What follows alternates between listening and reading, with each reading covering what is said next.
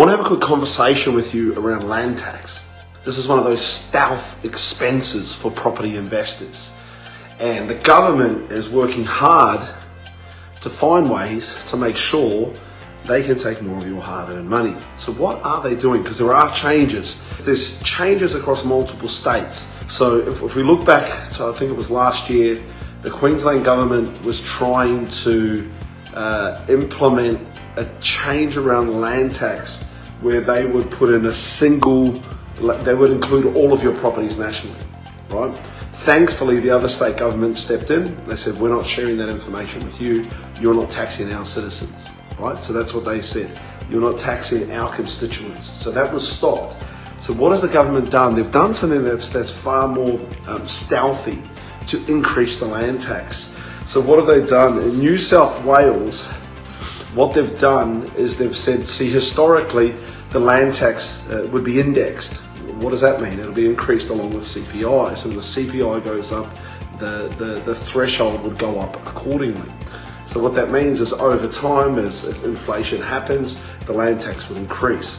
So in New South Wales right now, the current level for land tax, the threshold, and what I mean by that is if you own less land than that amount, you pay zero.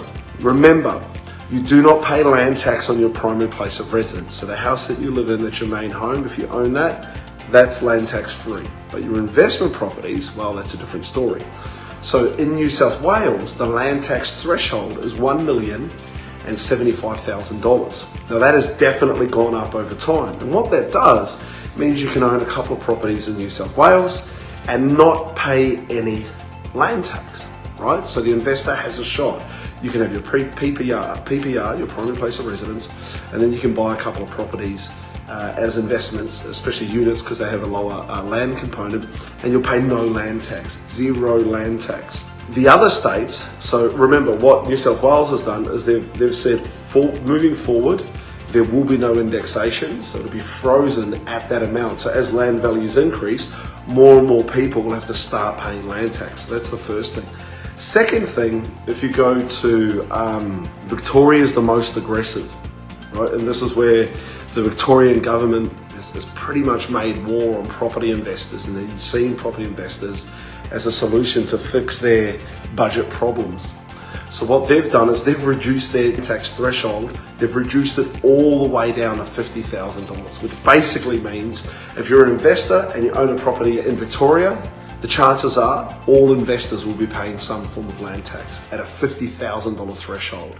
That is rock bottom. So it's very investor non-friendly. So pay attention here. The third market is Queensland. So Queensland is unchanged and their threshold is at $600,000, but it's been held there for quite a long time.